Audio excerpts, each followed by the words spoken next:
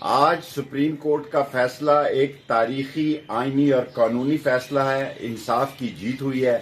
Supreme court کے عزت میں مزید اضافہ ہوا ہے اور وہ لوگ جو ججز کو چوکوں میں لٹکانے اور ان کے گھروں میں آگ لگانے کی بات کر رہے تھے ان کو ذلت اور رسوائی ہوئی ہے. عمران خان نے واضح طور پر ان پرتشدد واقعات کی اور املاک کو نقصان پہنچانے کی مذمت کی ہے اور میں یہ سمجھتا ہوں کہ کل جو انہوں نے سلامتی کونسل کا اجلاس بلایا ہے ان کی آنکھیں کھل جائیں گی کہ ملک بدل گیا ہے، حالات بدل گئے ہیں. یہ ادارے ہمارے ادارے ہیں، یہ عظیم فوج ہے اور یہ شہادتی مجاہد اور غازیوں کی فوج ہے. کبھی عوام پہ گولیاں نہیں چلائیں گی اور کبھی چوروں، ڈاکوؤں اور گندے اور پراگندے ماحول کے ساتھ کھڑی نہیں ہوں گی. پاکستان کی آج فتح ہوئی ہے اور عمران خان کی آج جیت ہوئی ہے. 13 پارٹیاں زیرو ہوئی ہیں.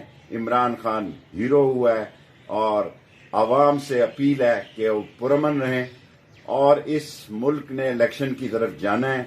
انشاءاللہ تعالی الیکشن ہو کے رہیں گے. اگر 245 کے تحت 4-3 صوبوں میں فوج بلائی جا سکتی ہے تو یہی فوج اور پیراملٹری فورسز جو ہیں وہ الیکشن کرانے میں بھی مددگار ثابت ہوں گی.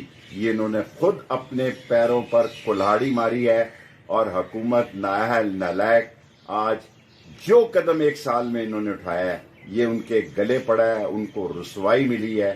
عوام جیت گئے، انصاف جیت گیا، عدلیہ جیت گئی اور ساری قوم عدلیہ کے پیچھے کھڑی ہے اور عدلیہ کے منصفانہ فیصلوں کو سلام پیش کرتی ہے اور انشاءاللہ انصاف کی فتح ہوگی.